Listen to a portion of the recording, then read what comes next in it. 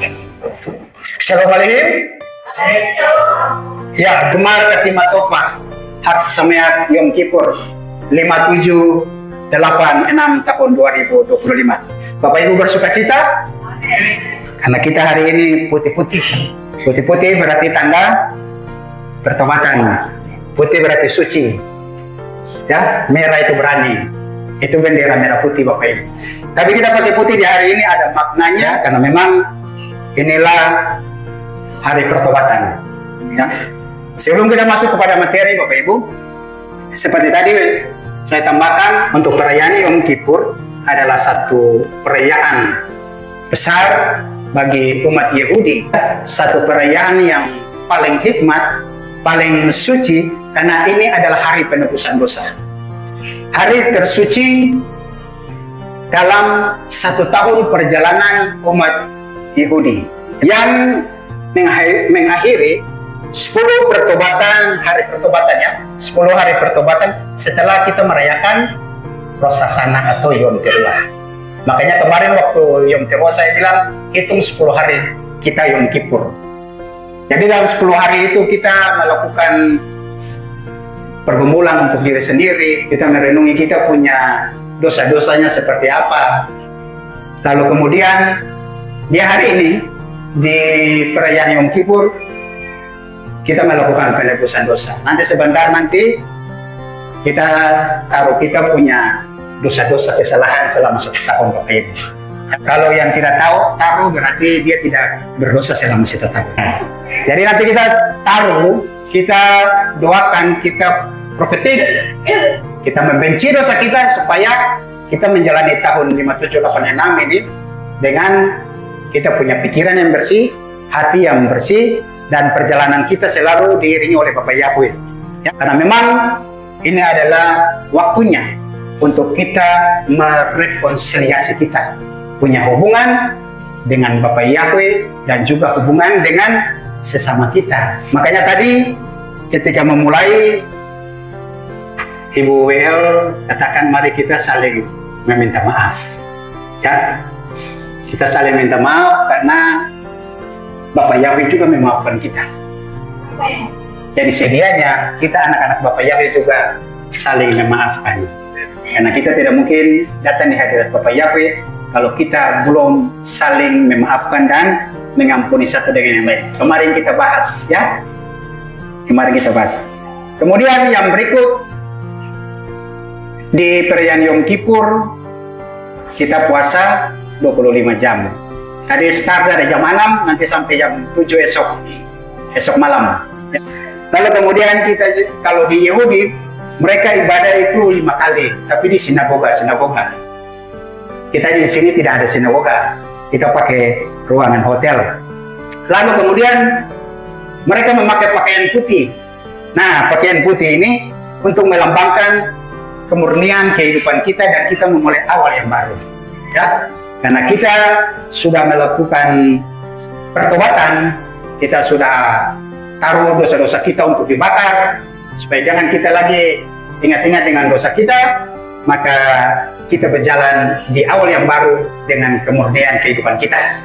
Ya. Lalu kemudian ada tiupan shofar, makanya tadi kenapa kita juga tiup shofar. Yang berikut, kalau di Yahudi, Bapak Ibu, di Yom Kippur ini tidak boleh ada yang berdandan. Tapi saya lihat di sini semua cantik-cantik dengan agak-agak. Ya, semuanya berdandan. Ya.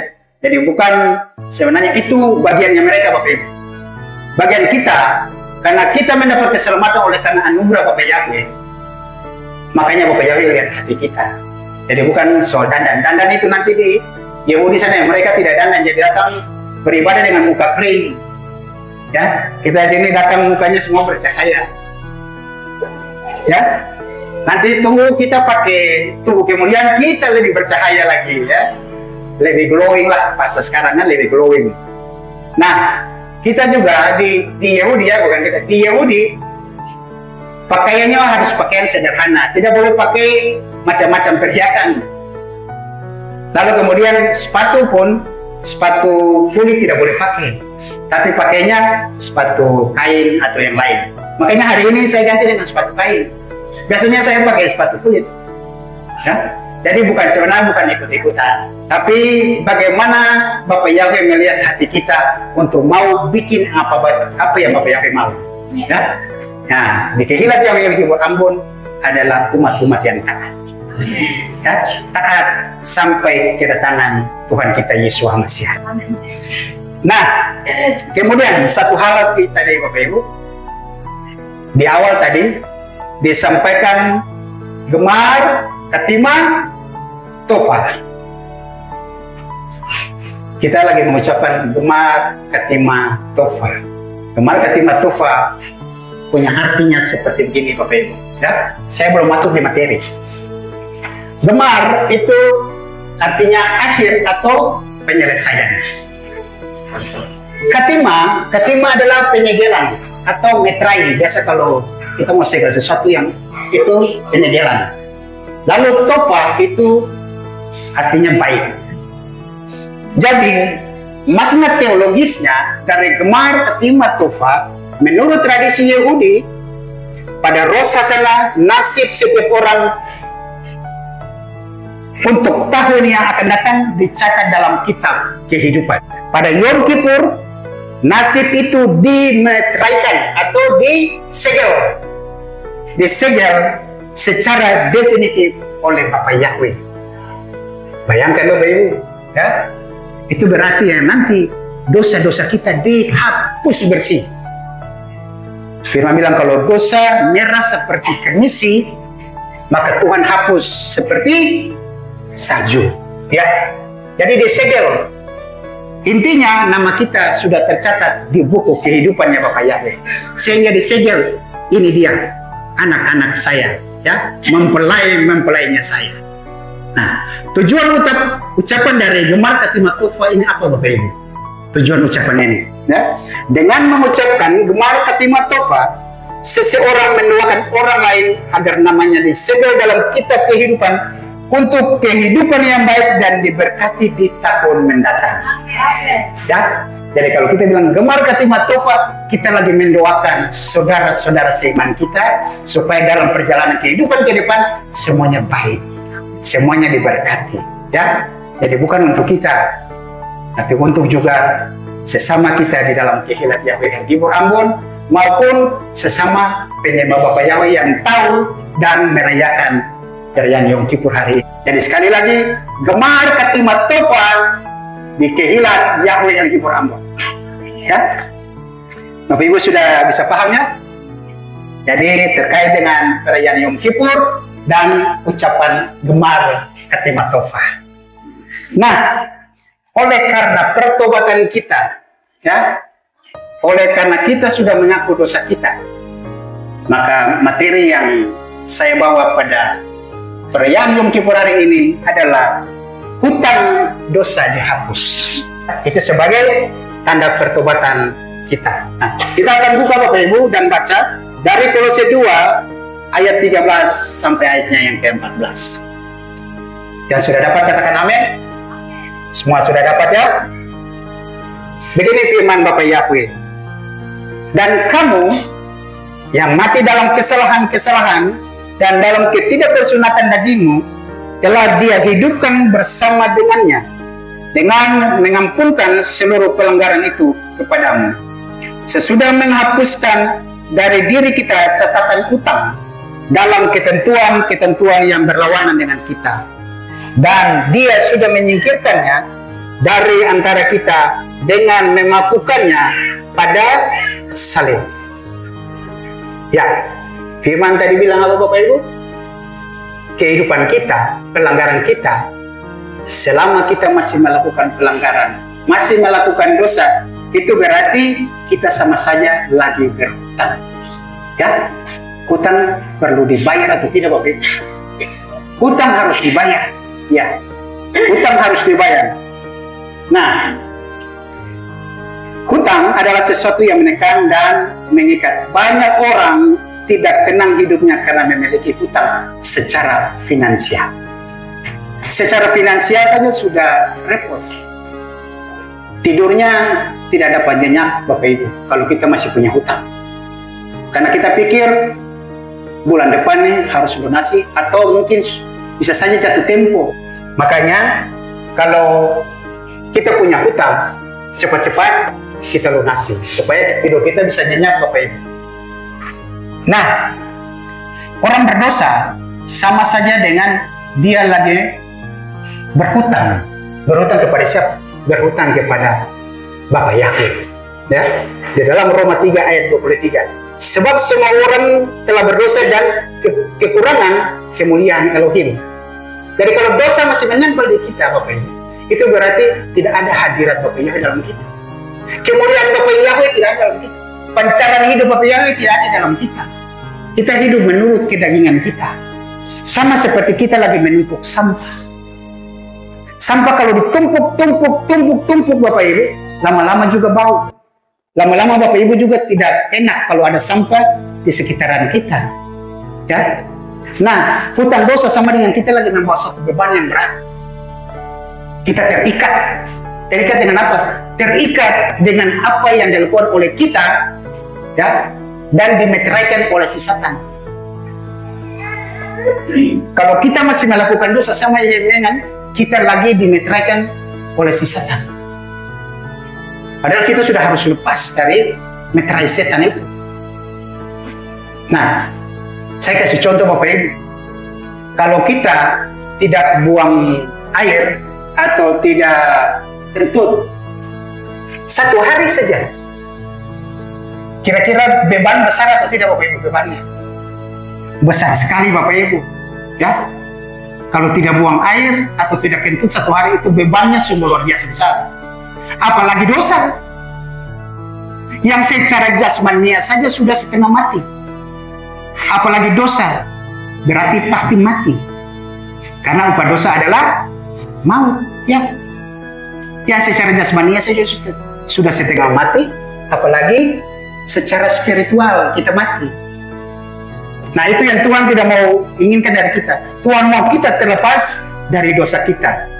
Dan saya percaya Bapak Ibu, mulai hari ini, ketika kita semua memusnahkan dosa-dosa kita, saya percaya yang ditulis nanti di kertas masing-masing itu betul-betul yang kita lakukan kesalahan. Kita tulis dengan kebencian terhadap dosa kita taruh, pulang, nanti saya yang bakar. Karena kita tidak bisa bakar di tempat ini Bapak Ibu.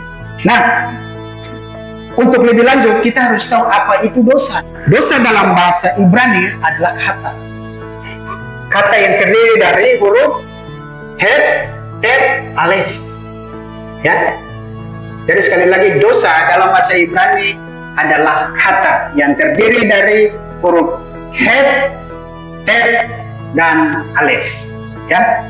Apa itu ketiga huruf ini Bapak Ibu? Nah, Het itu simbolnya pagar atau batas atau dinding. Ya. Itu diartikan sebagai gambaran perlindungan atau batasan yang ditetapkan oleh Elohim atau oleh Bapa Yahweh. Kemudian yang kedua, Tet. Tet itu dia punya simbolnya keranjang. Jadi ada sesuatu yang tersembunyi, bisa berarti baik, juga bisa berarti jahat yang tertutup. Tergantung kita, ya. Kemudian Alef. Alef itu lambangnya lembu jantan atau menyimbolkan kekuatan. Itu juga berarti kepemimpinan. Di sini Alef biasa dipakai untuk Bapa Yahweh sebagai yang utama. Ya. Nah, Bapak Ibu, jika kita gabungkan kata dosa ini, ya, Het, Tet, dan Alef, maka bisa dipahami bahwa dosa sebagai yang melintasi atau melanggar batas karena menyimpan sesuatu yang busuk di dalam hati sehingga menjauh dari hadirat Elohim yang adalah sumber hidup. Jadi Bapak Ibu bisa tahu dari dosa ini itu berarti apa yang kita lakukan sudah melanggar batas yang ditentukan oleh Bapa Yahweh. Melanggar batas itu berarti apa Bapak Ibu? Kehendak bebas kita. Kita sudah dikasih rambu-rambu, ya, sudah dikasih peringatan, tapi kita masih melanggar. Sama seperti perbuatan satu orang, sejak dunia diciptakan, maka dosa turunan itu mengalir kepada semua manusia yang ada di bumi. Siapa dia? Dia adalah Adam. Ya. Oleh karena perbuatan satu orang, karena kehendak bebas mereka, ya, itu yang dibilang mereka melanggar batasan yang sudah diberikan oleh Bapa Yahweh. Tidak boleh makan buah itu, tapi hanya mereka melanggar batas dan memakan buah itu. Nah, oleh karena melanggar batas itu, maka itu menyimpan sesuatu yang busuk di dalam hati. Ya? Nah, kalau sudah busuk dalam hati, itu berarti hadirat Bapa Yahweh juga jauh dari kita. Bapa Yahweh yang adalah sumber hidup, tapi karena dosa, maka kita mati oleh karena dosa kita. Jadi jangan sampai dosa itu terus ada di dalam kehidupan kita, Bapak Ibu. Ya. Nah, di sini digambarkan hati yang kotor karena dosa. Karena di dalam hati, ya, adalah sumber kasih, iman, dan pengharapan. Dan itu semua ada di dalam Bapa Yahweh, di dalam Tuhan Yesus HaMashiach. Oleh karena itu, Bapak Ibu, kita harus pahami baik-baik, ya. Hari ini harinya Bapa Yahweh untuk membangun rekonsiliasi bersama-sama dengan kita. Tahun ini tahun mulut dan kait. Kita sudah dikaitkan oleh Yesua supaya relasi kita, hubungan kita dengan Bapa Yahweh kembali normal. Ya, jangan lagi sampai kehendak bebas Bapak Ibu atau kehendak bebas kita memutuskan lagi kait yang sudah dihubungkan itu. Nah, kita lanjut Bapak Ibu. Ya, nilai gematria dari kata dosa atau kata, ya, nilai gematrianya het itu angkanya 8. Kemudian tet angkanya 9 dan alef angkanya 1. Kalau dijumlahkan berapa Bapak Ibu? 18, ya. Ingat baik-baik, 18, ya. Nah, angka 18 ini dalam gematria Ibrani juga terkait dengan kata kai. Ya, kata kai sama dengan kehidupan, ya. Jadi ingat, kata dosa dan kata kehidupan kai itu dia punya nilai gematrianya sama. Nah, ada pesan rohaninya bahwa oleh karena dosa maka ada pemutarбalikan hidup yang harusnya orang itu hidup, tapi karena dosa dia menjadi mati. Ya, jadi kita memahaminya karena dia satu angka 18, ya, yang adalah angka kehidupan. Jadi jangan sampai oleh karena kita sebenarnya sudah harus hidup, tapi karena dosa kita mati. Ya, mati baik secara roh. Ya, secara roh itu artinya pada saatnya kita tidak sama-sama dengan Tuhan Yesus, tapi kita punya tempatnya kebinasaan, dan itu yang tidak kita inginkan. Ya, kita mau tetap kai yang kai 18 ini kehidupan, bukan kai yang bukan kata atau dosa. Kita tetap ingin hidup di dalam Yesus. Ya, kita tidak ingin mati di dalam dosa-dosa kita. Nah, jadi seolah-olah bahwa dia memberikan hidup, tapi justru membawa pada kematian. Jadi dosa, kadang-kadang dosa itu enak. Kita berbuat dosa kita rasa enak, ya. Jadi seakan-akan kita punya kehidupan, kita rasa hidup sekali, ya. Pada sebenarnya kita sudah mati, ya. Jadi dia memberikan kehidupan yang semu. Sebenarnya itu kematian yang dibungkus. Jadi dia menawarkan kehidupan, tapi kehidupan yang semu. Nah, kalau kita terus terjerumus di dalam dosa, maka bukan kai yang kita dapat kehidupan, tapi kata yang kita dapat, yaitu dosa yang berujung pada kematian. Ya. Nah, jadi dosa Bapak Ibu bukan sekedar perbuatan, tapi ada sebuah kondisi, ya, sebuah kondisi yang menyimpang dari garis atau lane, ya, atau batasan yang telah Tuhan taruh. Ya. Jadi kalau kita langgar batas itu, maka pasti kita kena, Bapak Ibu. Nah, sekali manusia berdosa, setiap kali manusia berdosa, ya, itu berarti dia melewati batas yang telah ditetapkan oleh Bapa Yahweh. Nah, pada saat yang bersamaan, maka ada benih-benih kerusakan di dalam hatinya, ya. Dan pada akhirnya dia akan terpisah dari kasih karunia-Nya Bapa Yahweh. Sekali lagi Bapak Ibu, dosa akan membuat kita melintasi batas yang ditetapkan oleh Bapa Yahweh. Oleh karena melintasi batas, maka secara bersamaan akan menimbulkan benih-benih kerusakan di dalam hati dan kehidupan kita. Dan pada akhirnya membuat kita terpisah dari hadiratnya Bapa Yahweh. Nah, selanjutnya Bapak Ibu, ya, untuk melunasi dosa ini, tentu kita tidak bisa melunasi, kita punya dosa sendiri. Yang bisa melunasi dosa kita adalah Tuhan Yesus, ya. Karena kita di dalam keberdosaan kita terikat, ya. Kuncinya itu yang dipegang oleh Yesus. Ketika kita berbuat dosa, kuncinya di Yesus. Selama Yesus tidak membuka kunci itu, maka kita tetap akan ada dalam dosa. Bagaimana cara kita supaya Tuhan Yesus mau membuka kunci keberdosaan kita supaya kita melakukan pertobatan? Ya, betul-betul kita harus serahkan diri kepada Tuhan sepenuhnya, mengaku pelanggaran-pelanggaran kita, ya, supaya kita tidak ada dalam namanya konsekuensi kematian atau maut. Karena Tuhan Yesus sudah membuka kunci itu, sudah memutuskan mata rantai dosa yang ada di dalam kita. Nah, dosa itu seperti tadi digambarkan di dalam Kolose, dia kan seperti surat utang. Surat utang itu selama dia tidak terbayarkan, maka sampai kapanpun tetap akan ditagih, ya. Kalau yang berhutang itu orang tua tidak ada, maka anak tanggung hutang itu. Anak tidak bisa cucu tanggung itu. Kalau kita di rentenir atau di pinjaman-pinjaman, pasti mereka tetap akan tuntut Bapak Ibu. Nah, dosa ini pun tetap akan tuntut. Tapi puji Tuhan, kita tidak lagi menanggung dosa itu. Karena Tuhan Yesus sudah membayar lunas. Nah, utang dosa itu, dia seperti surat utang yang tadi, ya. Dan itu Bapak Ibu sah di hadapan Tuhan. Hutang dosa itu sah. Karena sudah dimeteraikan. Ketika orang berhutang pinjaman, dia mesti teken, itu sah. Selama tidak melakukan pertobatan, maka dianggap hutang dosa itu tetap berlaku. Tuhan tidak akan menghapusnya.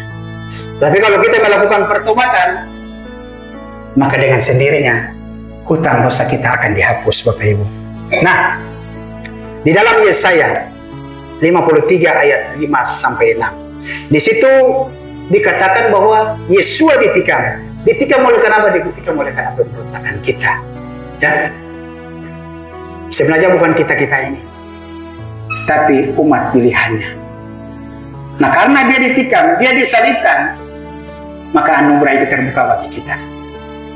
Ya, kalau bangsa Israel saat itu tidak bilang bahwa salibkan dia, maka jangan berharap kita yang goyim ini, ya, yang di luar umat Yahudi, di luar umat Israel bisa diselamatkan. Ya, tapi karena mereka menunjuk dan bilang salibkan dia, maka ketika dia disalibkan, dia mati dan dikuburkan, dia bangkit, maka anugerah itu terbuka untuk kita semua. Ya, nah, begitu pula di dalam 1 Petrus 2 ayat 24, ya. Di situ secara garis besar bisa dijelaskan bahwa Tuhan Yesus juga sendiri yang memikul dosa kita. Dia menanggung sampai di tiang kayu salib. Sampai pada akhirnya. Di kata yang ke-6 sebelum selesai. Dia bilang apa? Sudah selesai. Sudah selesai berarti dia sudah bayar lunas hutang-hutang dosa kita. Surat-surat utang, pinjaman-pinjaman hutang sudah selesai. Ya, itu berarti kita harus tetap bersyukur Bapak Ibu. Nah, kita lihat bahwa di dalam kitab Tanakh, ya, atau kitab Perjanjian Lama, korban hewan hanya menutupi dosa untuk sementara. Tetapi di dalam Yesua, hutang dosa kita bukan hanya ditunda, tetapi dihapuskan untuk selama-lamanya. Jadi sekali dihapus, Bapa Yahweh tidak lagi mengingat dosa-dosa kita. Nanti buka di Ibrani 8 ayat 12. Ya, bahwa Bapa Yahweh tidak lagi mengingat dosa-dosa kita, karena sudah dihapus oleh darah Tuhan Yesus Mesias. Nah, pernah kan saya terangkan, ketika di Yom Kippur ini, waktunya imam besar masuk ke dalam bait suci di ruang Maha Kudus. Di situ mereka membawa lembu, kemudian darahnya dipercikan di atas untuk pendamaian, lalu kemudian lembunya yang satunya dilepaskan di padang gurun. Lembu yang satu itu namanya Azazel. Dia dilepas sampai nanti dia mati dengan sendirinya. Saya sudah jelaskan di tahun kemarin. Nah, Yesua ketika disalibkan, kemarin sudah disinggung sedikit. Ketika disalibkan, pada saat ada gempa bumi saat itu, maka tanah di bawah Bukit Golgota itu terbelah. Lalu darah Tuhan Yesus Mesias yang sudah bercampur dengan air, dia mengalir sampai di bawah. Ternyata di bawah ada tabut perjanjian. Jadi sudah tidak lagi persembahan darah binatang, tapi darah Tuhan Yesus Mesias yang langsung dipercikan di atas tutup pendamaian, sebagai tanda bahwa dia sudah membayar lunas utang dosa kita. Nah, kita bersyukur seperti itu, Bapak Ibu. Itu sama seperti cap pada kwitansi hutang yang telah dilunasi. Yesus menandai bahwa hutang dosa manusia telah selesai dibayar lunas dan tuntas di tiang kayu salib. Tidak main-main ketika dia disalibkan. Jadi kita bisa enak-enakan, bisa menikmati keselamatan karena Yesus. Hari itu kalau mungkin tiang kayu salibnya di bukit yang lain, belum tentu kita diselamatkan. Tapi siapa tahu bahwa di bukit Tengkorak atau di bukit Golgota, di bawahnya ada tutup pendamaian, sehingga ketika darahnya mengalir, dia masuk tumpah di atas tutup pendamaian. Nah, itu berarti Tuhan Yesus yang adalah Bapa Yahweh sendiri tidak mau melihat kita di ujung kematian. Dia mau kita tetap hidup. Hidup untuk apa? Hidup untuk mempermuliakan namanya. Hidup untuk menyembahnya. Kalau di Samayim nanti kita akan terus menyembah Bapa Yahweh. Kita akan terus memuji Tuhan Yesus Mesias. Kita akan bekerja seperti biasa, tapi tetap kita dalam suasana yang puji-pujian, suasana terus bersyukur, suasana terus menyembah Bapa Yahweh. Karena itu kehidupan kekal yang kita nikmati. Jadi kalau kita sudah ditebus saat ini Bapak Ibu, mari perjalanan kehidupan ke depan kita, 5786 sampai nanti 5787, saya percaya dosa yang banyak mungkin kalau masing-masing tulis paling kurang 10, tahun depan paling kurang 5 lah. Paling kurang 5. Atau kalau bisa 2. Paling bisa, kalau bisa tidak ada sih. Tapi yang namanya kita masih dengan daging dan darah Bapak Ibu, ada kehendak bebas kita. Tapi ingat, ada roh Bapa Yahweh di dalam hidup kita. Dengar bisikan roh Bapa Yahweh supaya menekan kehendak bebas kita. Sehingga dosa-dosa yang kita buat jangan lagi bertambah. Berkurang iya, bertambah jangan. Bapa Yahweh di dalam nama Yesus Mesias begitu mengasihi kita. Firman bilang, karena begitu besar kasih Elohim akan dunia ini, sehingga ia telah mengaruniakan anak yang tunggal, supaya setiap orang yang percaya kepadanya tidak binasa melainkan peroleh hidup yang kekal. Nah, itu berarti kita mendapat kasih karunia dan anugerah daripada Bapa Yahweh. Bapa Yahweh begitu cinta kita, begitu sayang kita, tidak mau kita masuk dalam kebinasaan. Tapi Dia mau mengangkat hidup kita supaya kita menjadi orang-orang yang penuh dengan kemuliaan Bapa Yahweh. Ya. Nah, kita lihat Bapak Ibu, karena kasihnya. Kasih dalam bahasa Ibrani artinya ahava. Ahava terdiri dari huruf alef, he, bet, dan he. Ya.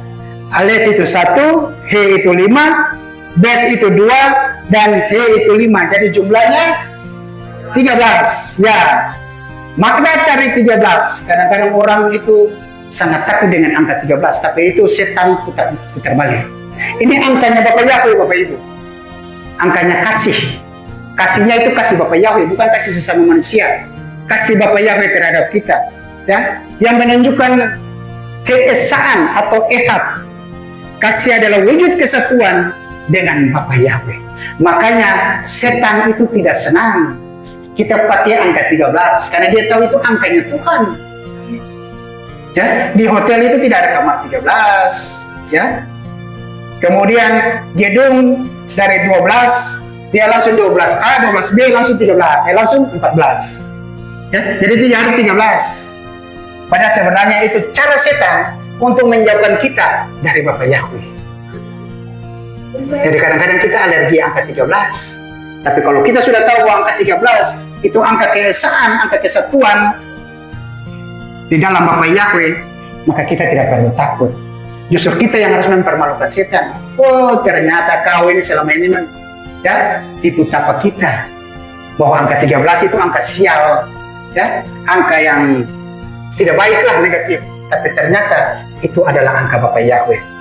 Nah, oleh karena kasihnya dan anugerahnya, ya, anugerah atau rahmat itu dalam bahasa Ibrani ken, ya. Huruf ken terdiri dari het dan nun. Jadi het itu 8, nun itu 50. Kalau dijumlahkan angkanya 58. Makna angka 58 adalah kebaikan dan kemurahan. Ya. Tapi kemudian jika kita mengambil satu digit, angka 58, 5 tambah 8, 13. Jadi angkanya sama tidak Bapak Ibu? Kasih dan anugerah dari Bapak Yahweh angkanya sama, 13. Ya. Itu berarti Bapak Yahweh sangat sayang kita. Nah, tadi saya bilang apa? Dosa angkanya berapa Bapak Ibu? Yang saya suruh ingat. Ya, 18. Dosa angkanya 18. Itu memberi hidup yang palsu. Ya, karena menipu manusia untuk merasa hidup tanpa Tuhan. Ya, jadi orang kadang-kadang orang yang tidak mengenal Tuhan pun hidupnya lebih baik dari kita. Hidupnya kaya, hidupnya tersohor, ya, tapi itu sebenarnya semuanya palsu. Karena mereka ada dalam dosa. Nah, kasih itu yang angkanya 13 menyatukan manusia dengan Bapa Yahweh atau dengan Tuhan. Ya. Lalu kemudian rahmat atau anugerah yang angka 58 kemudian dijumlahkan menjadi 13. Jadi rahmat atau anugerah adalah ekspresi kasih yang menghapus hutang dosa. Ya. Apa arti semuanya ini Bapak Ibu? Ya. Artinya bahwa kasih dan anugerah Tuhan selalu itu saling terkait, tidak bisa dipisahkan antara kasih dan anugerah Bapa Yahweh. Sedangkan dosa itu memisahkan kita dengan kasih dan anugerah dari Tuhan. Bisa pahami Bapak Ibu? Ya. Jadi kasih dan anugerah tetap selalu berjalan bersamaan. Itu datangnya dari Bapa Yahweh. Sedangkan dosa memisahkan kita dengan kasih dan anugerahnya Bapa Yahweh. Jadi jangan sampai dia terlepas dari kehidupan kita, ya. Jangan sampai yang angka 18 yang kita pakai bukan angka kai 18, tapi yang dipakai angka kata atau dosa, ya. Dia sama, tapi dia berbeda makna. 18 dosa dan yang 18 kehidupan itu beda. Tergantung kita mau pakai yang mana.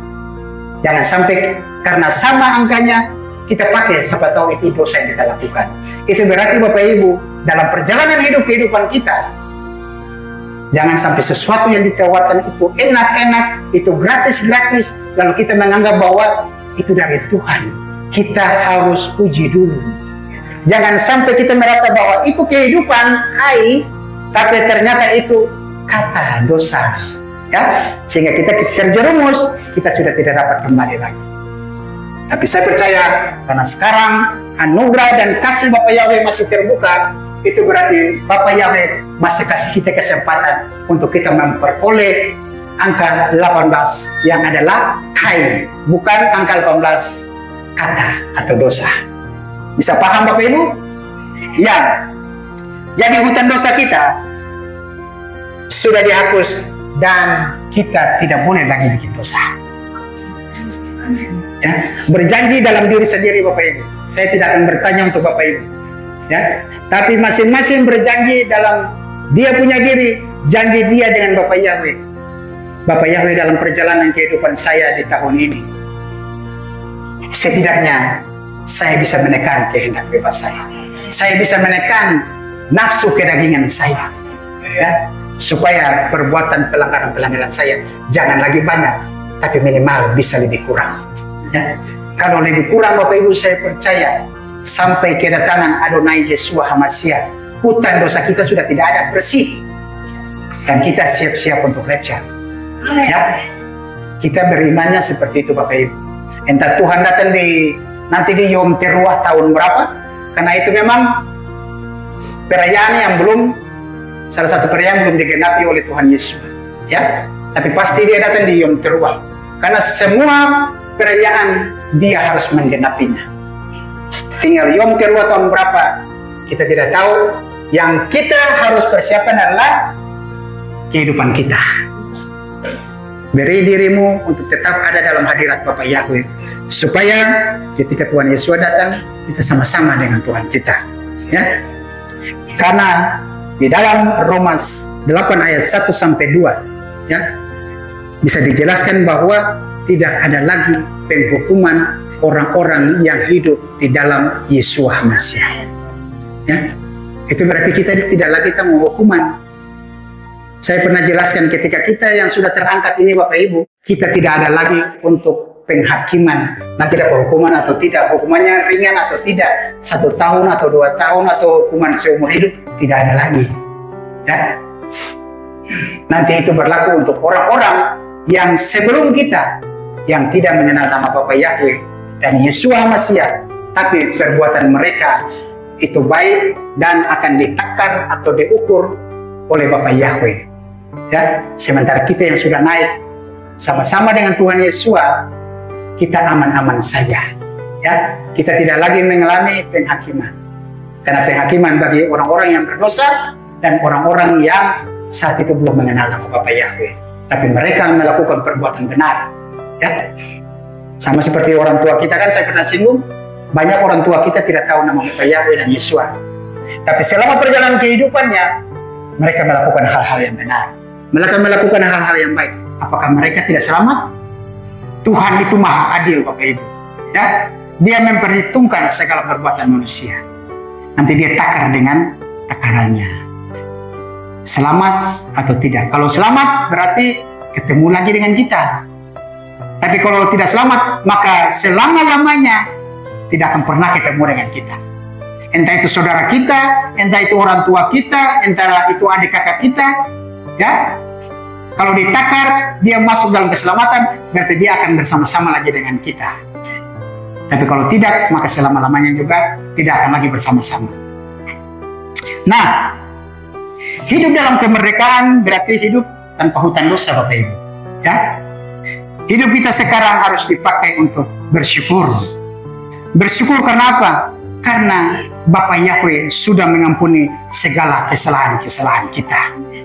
Ya, di dalam Mazmur 103 ayat 2 sampai 4 saya bacakan Bapak Ibu. Berkatilah Yahweh hai jiwaku, dan janganlah melupakan segala kebaikannya. Dialah yang telah mengampunkan segala kesalahanmu yang telah menyembuhkan segala penyakitmu, yang telah menebus hidupmu dari lubang kebinasaan, yang telah memahkotai engkau dengan kasih setia dan rahmat. Ya, kita sudah dimahkotai. Ya, dimahkotai dengan apa? Mahkota kehidupan. Kita sudah memperoleh keselamatan yang datang daripada Yesua, karena Dia telah mengampunkan dosa-dosa kita. Nah, kita juga harus hidup dalam kekudusan yang tadi dia bilang. Kalau sudah mengaku dosa, jangan lagi bikin dosa baru. Buang dosa-dosa itu sampai jauh. Ya, buang sampai di tubir laut. Nah, di dalam Roma 6 ayat 22 katakan begini. Namun sekarang sesudah dibebaskan dari dosa dan setelah diperhamba oleh Elohim, kamu memperoleh buah bagi pengudusanmu, dan akhirnya ialah hidup yang kekal. Makanya hidup dalam kekudusan. Kalau sudah bertobat, jangan lagi bikin dosa.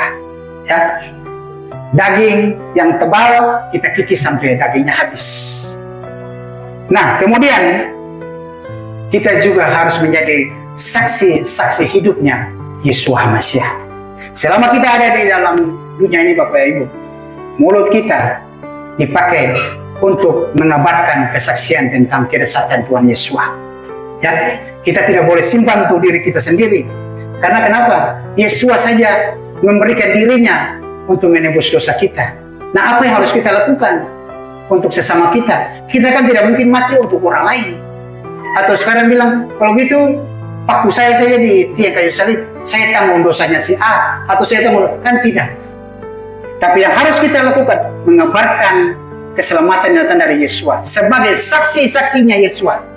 Ya, itu yang harus kita lakukan, karena kita hidup dalam kebenaran. Nah, dosa itu Bapak Ibu, ya, dosa memang mencatat surat hutang atas hidup kita, tetapi Yesus Hamasiah telah membayar lunas dengan darahnya. Ya, yang kedua, Yesus Hamasiah, Dialah Sang Alef Wetau. Dia adalah yang awal dan yang akhir.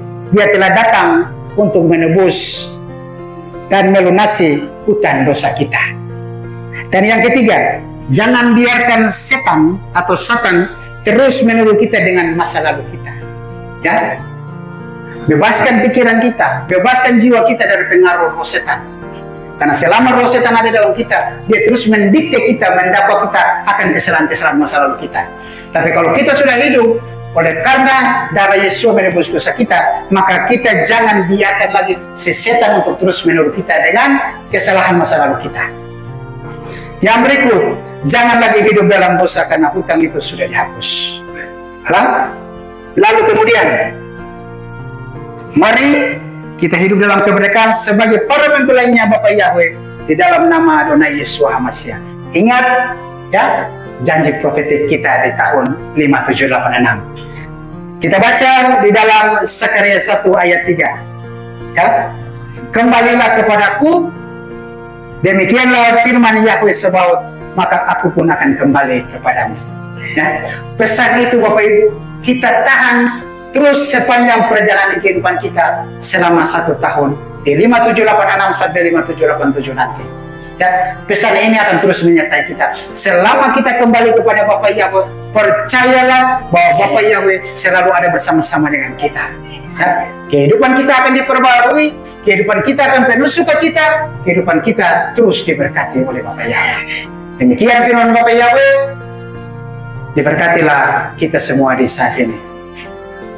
Mari kita tunduk kepala dan